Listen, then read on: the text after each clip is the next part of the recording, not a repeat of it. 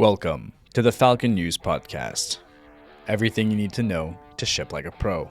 In this podcast, we will be sharing our true experiences, lessons learned, and challenges faced in the freight forwarding industry. Today, meet Alex, the Vice President of Global Business Development at Falcon. Welcome to Falcon Freight Forwarding News Podcast. I'm Zoo. Today, we're talking about mastering logistics, how to navigate uncertainty. Alex, our Vice President of Global Business Development, joined us today to explore more. Welcome, Alex. Thank you. In today's logistics environment, what can truly be forecasted? And where does prediction stop?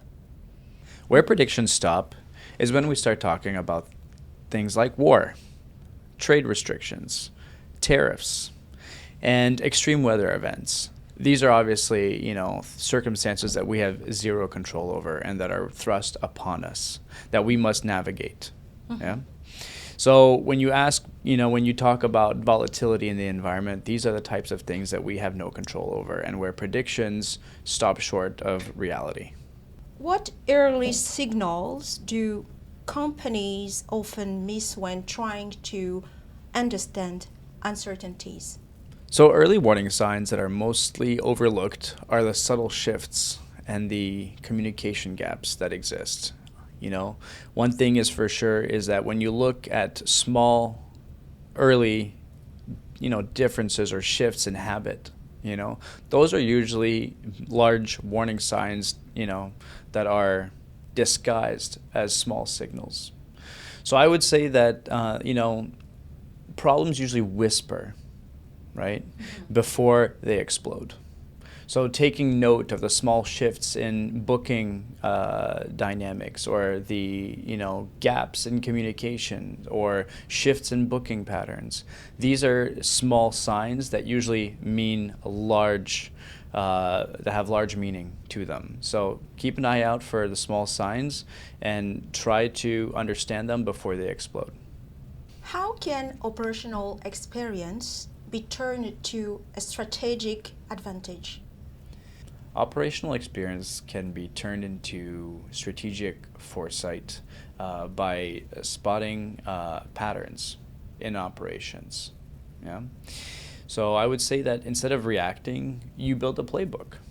Yeah. After a while, you start, understanding how patterns early on dictate what the future brings. Yeah. So naturally, when you start spotting these patterns, you can identify the issues before they happen and then, put strategic roadblocks in place to mitigate or avoid them completely. What role should a freight forwarder play as a real-time risk manager? That's a good question, Zoo. So I would say that a freight forwarder should not be reporting on what has happened, but flag risks before they hit, right? If you're going to be managing risk before they happen, you need to be able to identify them before they happen. And I think that when you start monitoring lanes, port congestions, when you start keeping an eye on, early warning signs like delays and congestion, outside of the port, obviously.